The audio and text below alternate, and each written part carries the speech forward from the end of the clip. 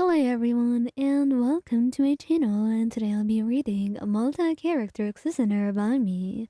So let's get into it. Neuvillette. Neuvillette did not know what to say, but a lot of your recent behavior was a little bit worrying. And most of the time, he did not like it when things were a little bit unexplainable. So when it seemed like you were distancing yourself from him, he wanted to know what was wrong. And then he just so happened to walk in on you crying. That's when he left everything that he had to do and sat down beside you, his eyes wide and weary. Leon, what is it? Please, just tell me what's going on. I may be able to help. But you only cried more, and that increased his worry about you. So he took you in his arms, stroking your back gently as he whispered words of comfort. I've got you, Leon. And most importantly, just know that no matter what trouble you're going through, I am going to be with you. You don't have to be worrying over anything, even if you don't want to talk to me right now. Just know that whenever you're ready, you can tell me, and I will be there. I'll help you, and I will be patient with you. So that's when you hugged him tighter. He didn't say anything. He did not want to force you to. He would wait. When you were ready, that would be the right time. For now, he just wanted to be there as a pillar for you to lean on during your times of need. Lyney? Lyney was a little bit more worried. After all, he can sense that something is wrong. Gravely. Neuvillette may be a little bit more busy with his work, and Lyney is busy as well. But maybe it's because he has siblings that he's able to sense those subtle changes. Maybe that's why.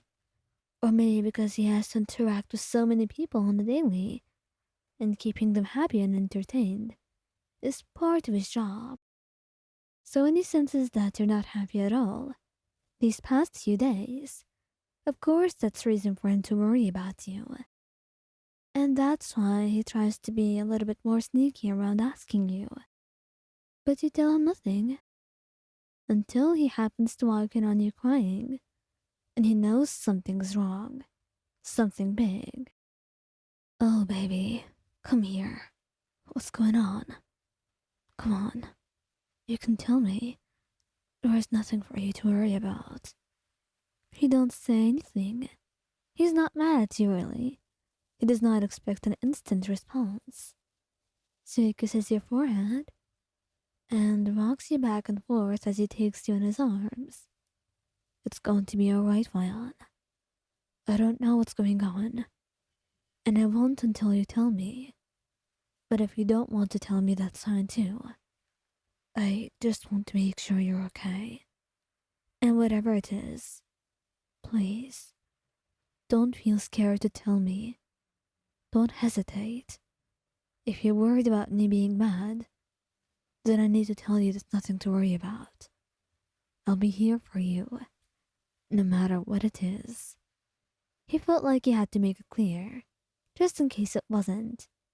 And for the rest of the day, he's trying to cheer you up and bring that smile back to your face.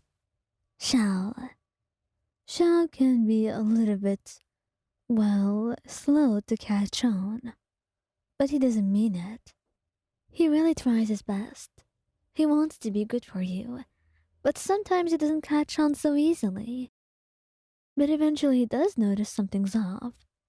He doesn't know what until, well, you're already crying, and he happens to see it. His heart breaks into little pieces.